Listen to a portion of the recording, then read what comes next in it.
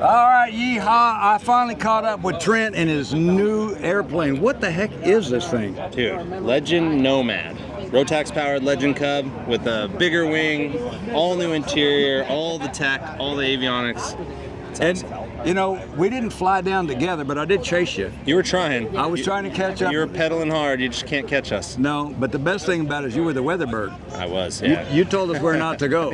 I found where not to go. And then we were in a good place, and so you came back where we were, and that worked out good for all of us. It did, yeah. So, but tell me a little bit about this. Last time we talked, you were sitting there. Good to see you. You were sitting there with the airplane. It was basically in parts, and you had the fuselage done, and you had some of the. I think you were at the juncture where you decided to go with the toe brakes. I did, yeah. and we talked about that a little bit. Yeah. But now you do have the toe brakes. I do. And tell me a little bit about. Did it come in like you wanted it? I mean, the speeds wise. Give me the performance. So we're getting weird indications that. Well, I'm indicating high at stall, and the way I know that is that when I've landed at close to calm wind, it's still, the box is telling me I got 15 miles an hour on my nose. Oh. So even if I'm approaching at 55, my ground speed's 40. Oh, yeah. Okay. And so it's landing slow, it's taking off slow, it's cruising surprisingly fast. I'm seeing 105 to 110 true at 6.5 gallons an hour. And for a Super Cub on 35, 35-inch tires. Now 35-inch tires, for those of y'all that don't know it, you're used to seeing these. Most airplanes have 8-inch, 10-inch tires, or 6 to 8-inch rims, and then they've got maybe 15-inch tall tires. Yeah. 35 inches is pretty big. We're going to look at them again in a minute, but yeah. Pushing those through the air at 105 knots is pretty dang fast. Yeah, and I'm in miles per hour. Miles per hour, yeah, sorry. I'm not a sailor here. I'm a pilot. We had that discussion on the radio. It's not nautical. Well, yeah, in the bush plane world, we use miles per hour because it sounds better at cruise. It does. But yeah, with 35s, a standard Cub on 35s, you're an 85 mile an hour, maybe 90 mile an hour airplane. So I'm an easy 20 miles an hour faster than them. And if I want to get in the throttle, I can push this thing up 122, 125 true. Wow. And I have yet to go up high, so it's going to be even faster. And that's all down at 1,500, 2,000 feet? Yeah, I think the highest I've taken, it's 4,500. Yeah, okay. So when you get home with it, you haven't even been home with it yet? Nope. So you just took it right straight from Legend, you got your test flight done? Yep. All your flight test hours out of phase 1? Yep. And then you came here? Exactly. And it was a good trip, wasn't it? Oh yeah. Yeah, aside from a little bit of weather. Yeah. Other than that, it was great. Well, we talked about the weather already, but all right, so tell me, have you named her? I have not. So still going with the Nomad. I figured the name will come to me at some point. The Freedom Fox, it picked itself. It kind of was like, oh, that's what it was. So this one I just haven't found it yet. And it's got similar scheme. It is, yeah. And you've got the heritage of the Freedom Fox. Yeah. And but you've got a really nice airplane here. So the Nomad, Darren told me we got to talk about that. Oh yeah. So, and the Nomad he named it because why? Well, it's nomadic. It's a wanderer. You know, someone that just no real home. You're out there. You're just adventuring. When you're in a bush plane, like we don't. It's all about the journey. Not more than the destination. And a lot of us talk about that because that really is true. When you're flying a plane like this, and we talk about speed, you're talking about speed. Yeah. But really, we're all 100 mile an hour range. It's not like we're in a hurry to get anywhere. No, it's the miles per hour, not the miles per hour. And I always tell people the storage moves at the speed of fun. And barely that. Yeah. But I can't keep up with y'all in that. But I do have a Super Cub, and we like to go. Yeah.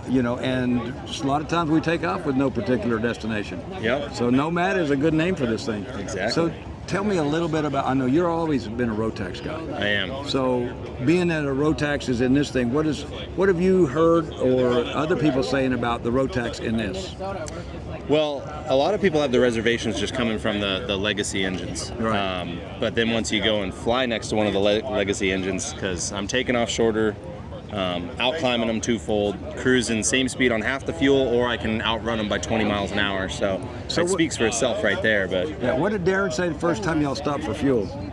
Oh, he was just laughing at how much range we had. Yeah. Because y'all put in like 16, he put in like 32, right? Something like that. Yeah, it was a true double fuel burn. And there was a couple times that we were looking at a fuel stop and he's like, oh, can you make it to there? I'm like, that's another 2 hours. Yeah, I can make it there. Yeah. Easy. Easy. I got 6 hours of range, or 6 hours plus reserve. So. Right. Yeah. So now you've got what do you have in avionics? It's all Garmin suite. So it's the G3X. I did put a backup G5.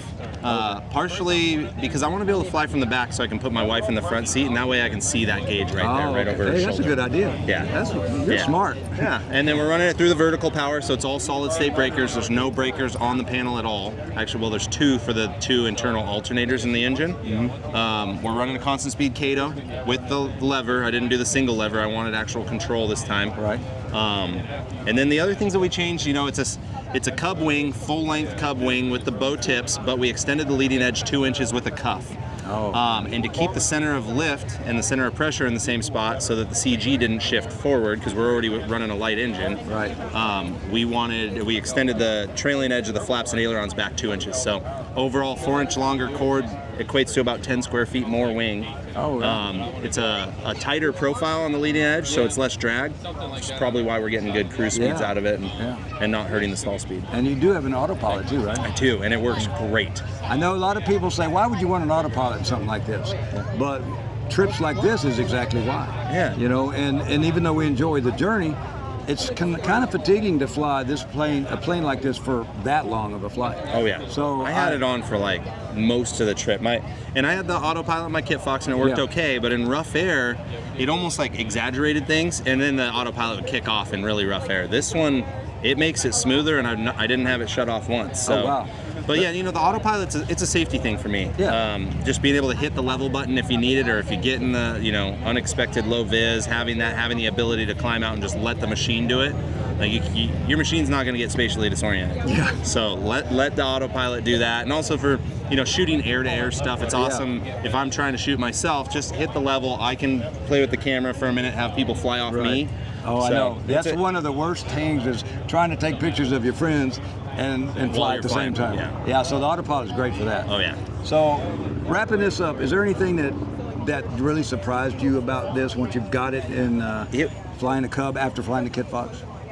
It was the weird thing was, and I didn't put this in my first flight video, but there was a moment where I had this smirk, and I just remember exactly thinking, like, if it flies anywhere near the way I think it's going to, it's going to be amazing. It feels like home. So it's everything. It was everything and more. Okay. Honestly, I was not expecting the cruise speeds we're getting and the economy we're getting, and then seeing that the range is validated through like fuel burns, that we're like, wow, this thing does go as far as I thought, cruises as fast, faster than I hoped. I think I have more sub 50-foot landings on this thing in the first 25 hours than I did over 1,300 hours in the Kit Fox. Oh, wow. So I'm already at the point where I will take this thing anywhere I took my Kit Fox after 1,300 hours, and I only have 25 on this thing. Wow, so. That's great. And last thing, what about your experience with the Legend build team? It was incredible. Yeah, and it's funny that I was excited to be part of the build, but I didn't realize how cool of an experience it would be. And the team over there, they're just great people. You can tell it's like lifelong friends. It's a family that you kind of build into. It really so. is. Darren and Randy are awesome. Yeah, I know. It sounds cheesy, but I'm a believer now. It's cool.